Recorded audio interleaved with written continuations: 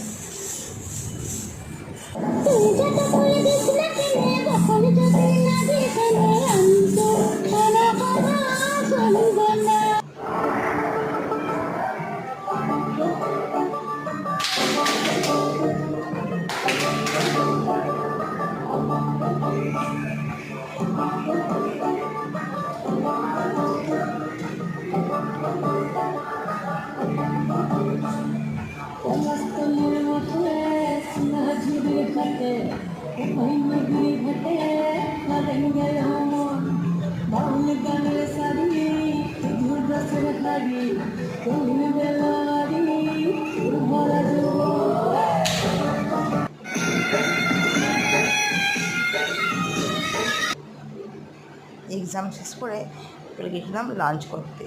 Lunch করে তখন দুপুর 3:30 বাজে আমরা কিন্তু বাড়ির পথে রওনা দিয়েছিলাম।